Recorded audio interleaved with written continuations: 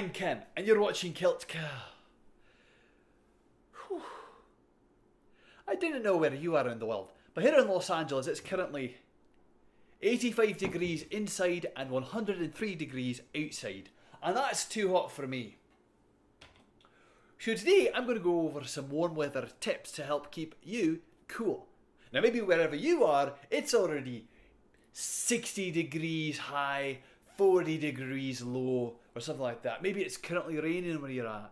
Well, it's fine. Maybe you'll eventually live somewhere that's hot, or maybe next summer you'll need some tips to stay cool. Because if that Nobel Prize winning charlatan is correct, we're all going to be experiencing all kinds of heat anytime soon now. Let's look at some simple ideas that you can come up with when you're at home and trying to stay cool. First of all, you're going to want to freeze your water bottles. Now, this is a reused water bottle that I refilled from the tap and stuck in my freezer, and as you can tell, it's not totally frozen.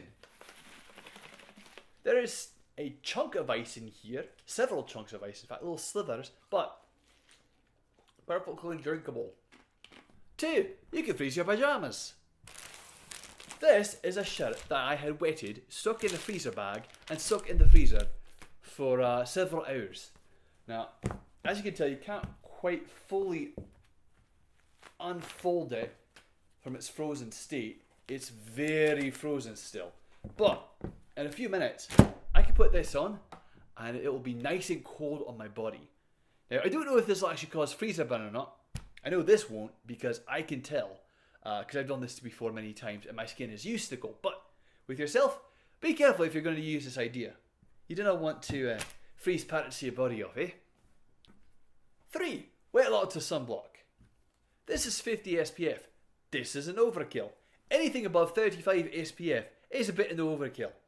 What you're going to want to do is you're going to want to reapply this every hour, hour and a half, depending on how hot it is and how bad the UV rating is outside. You can check that online.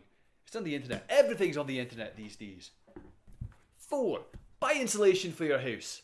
Now, I'm not talking about doing anything crazy. What I'm talking about is going to your local Home Depot store and buying something cheap that you can stick into your windows. This stuff is foam. It's very, very good for what it does.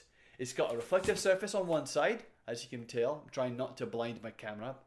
And it's got this side on the other. And you can decide for yourself if you live in an area where sticking this reflective side face out will blind your neighbours or not, or if you even care about them. Sticking the reflective side out will block both the sun and the sun's heat because light equals heat. It's really good. It doesn't take, of course, all of the heat out, but it does help quite a bit. It's what keeps my house from being 90 and 95 degrees and only 80, 85. That extra 5 degrees is very important. 5.